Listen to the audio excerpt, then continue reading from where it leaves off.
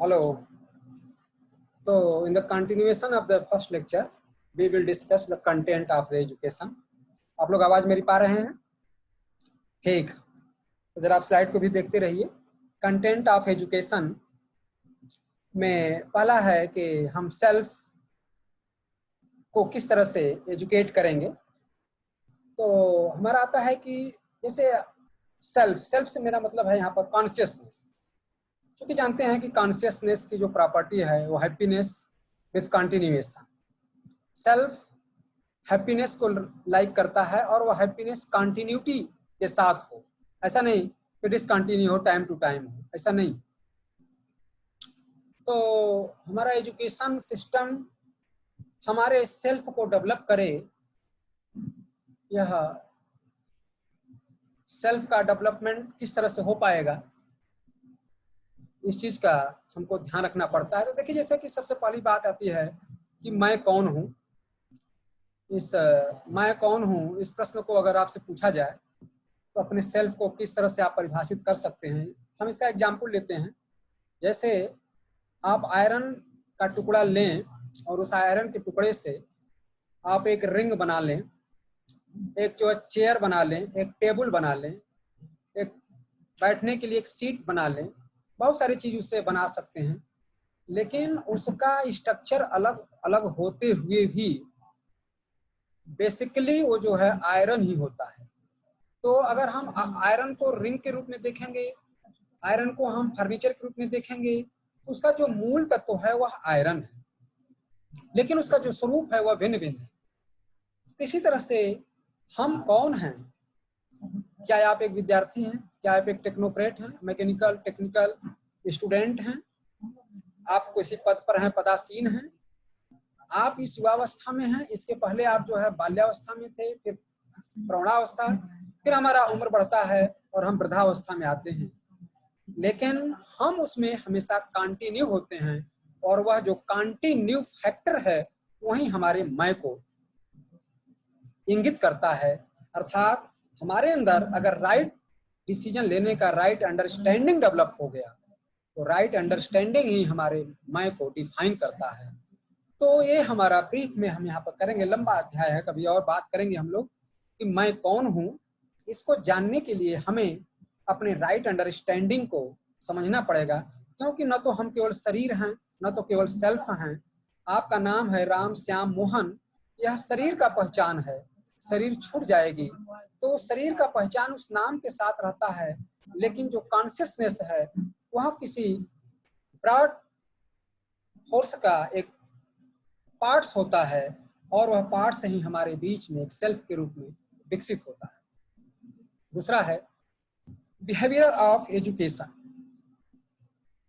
Behaviour of education, हमारा education इस तरह से हो कि हमारा बिहेवियरल एस्पेक्ट भी जो है कंप्लीट हो सके, अर्थात हम लोगों से एक हेल्दी इंटरेक्शन कर सकें।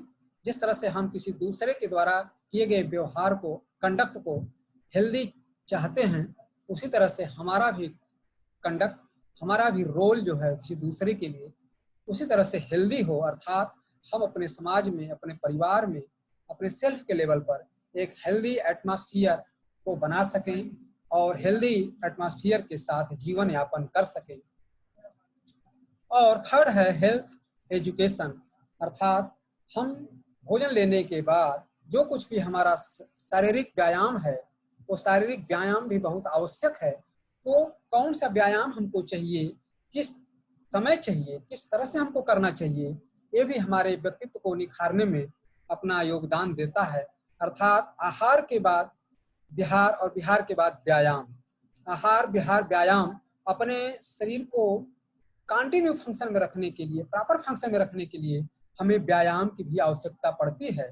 और व्यायाम के द्वारा ही हम अपने बॉडी के हेल्थ को बनाए रख सकते हैं और बॉडी के हेल्थ के साथ साथ हमारा मेंटल हेल्थ भी प्रॉपर हो, इसके लिए हमें फीलिंग को मेंटेन करना पड़ता है। अर्थात एजुकेशन हमारा सिर्फ हमको इंफॉर्मेशन न दे, बल्कि हमें एक इस तरह का एजुकेशन हमें मिलना चाहिए।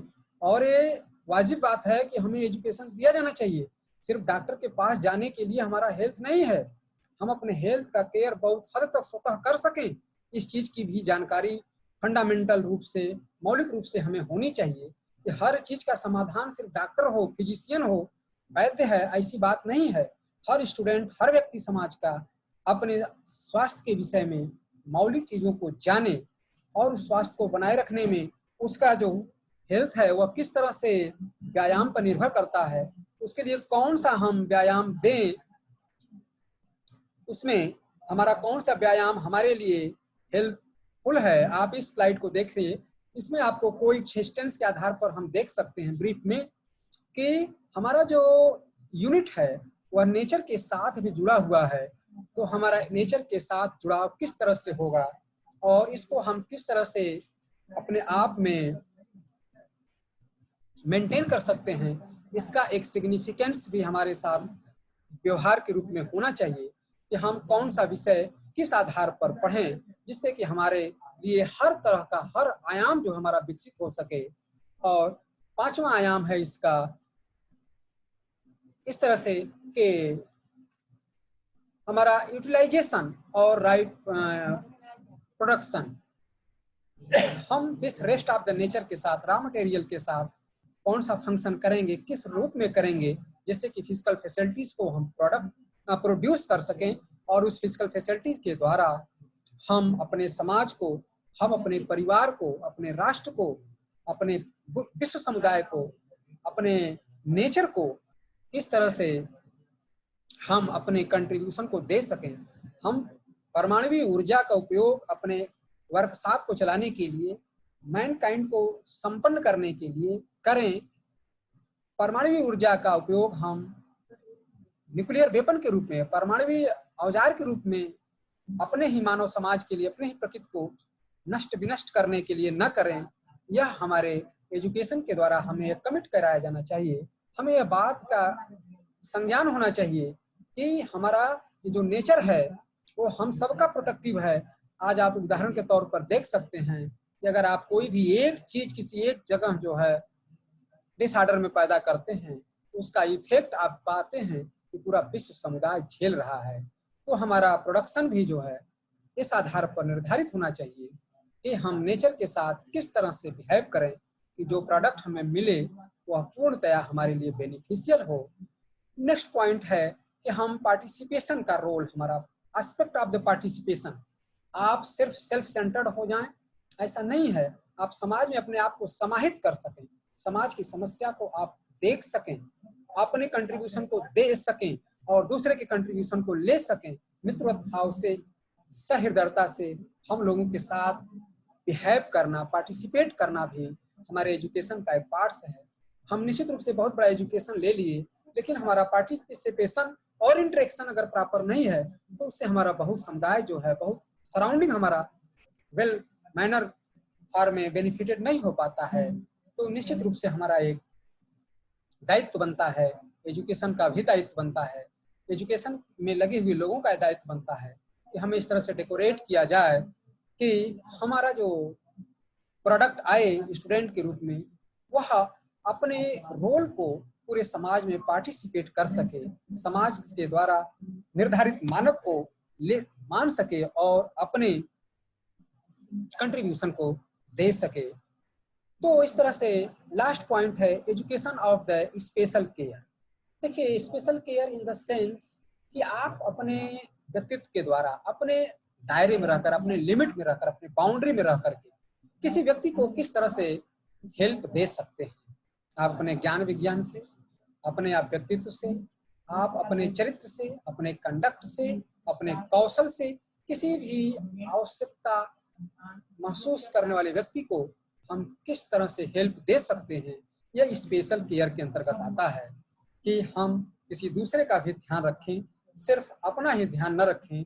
ये भी एजुकेशन के द्वारा हमारे अंदर एक फीलिंग, एक भाव इस आधार पर डेवलप हो कि हम अपने कुछ खाली समय का, हम अपने कुछ संसाधन का, हम अपने कुछ स्किल का शेष व्यवस्था में, रेस्ट नेचर में पार्टिसिपेशन कर सकें।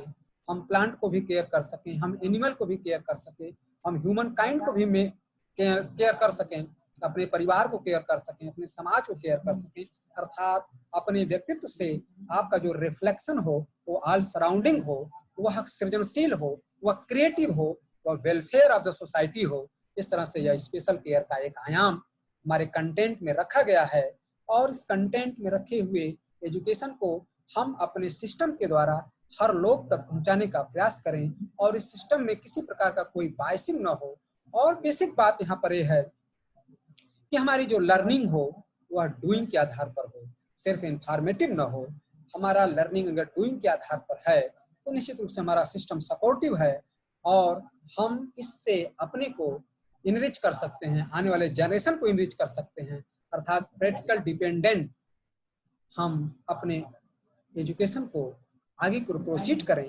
अगर इसमें कहीं लैकनेस है तो इस पर हम कोई मॉडिफिकेशन पॉजिटिव स्टेप ले सकते हैं और इस तरह से हम अपने एजुकेशनल सिस्टम को इनरिच कर सकते हैं, जिसमें हम अपने प्रोजेक्ट वर्क को, अपने एक्सपीरियंस को, अपने द्वारा किए हुए काम को निश्चित रूप से रख सकते हैं और लोगों को बेनिफिट दे सकते हैं। Thank you. देखिए भैया, यार इसमें वो लगाना पड़ेगा नहीं तो बैटरी डिस्चार्ज हो जाएगी।